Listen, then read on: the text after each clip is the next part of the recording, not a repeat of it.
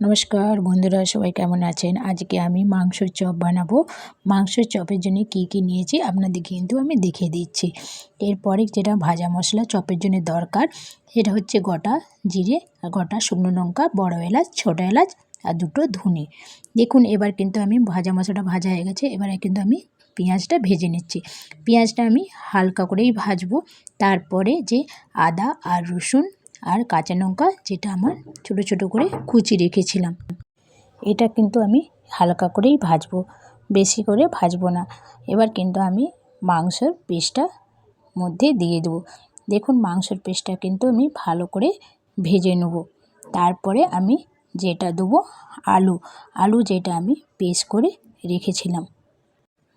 দেখুন আমি এবার আলুটা এর মধ্যে এবার দিয়ে দিচ্ছি। এর মধ্যে এবার নুন, একটু হলুদ, ধনে গুঁড়ো, লঙ্কা গুঁড়ো, গরম মশলা, দেখুন একটুটা ভালো করে আমি কিন্তু নেড়ে নিচ্ছি। এরপরে যেটা আমি ভাজা মশলা ভেজে রেখেছিলাম, চপের মধ্যে ভাজা মশলাটাই ওটাই মেন।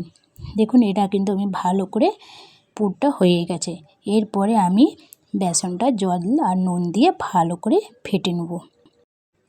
দেখুন এটা আমার ভালো করে কিন্তু ফাটানো হয়ে গেছে। এবার আমি কড়ায় তেলটা গরম বসিয়ে দিলাম।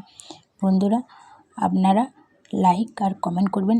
আপনারা ভালো লাগলে আপনাদের কাছে আমি নতুন নতুন ভিডিও নিয়ে আসবো।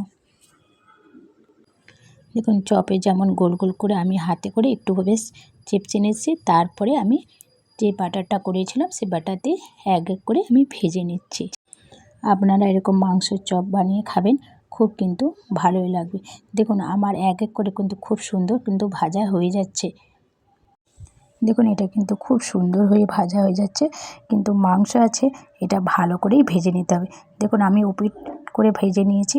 আপনারা এরকম ভেজে নেবেন, বাড়িতে এরকম মাংসের চপ করে খাবেন। দেখুন আমার মাংসের চপ রেডি।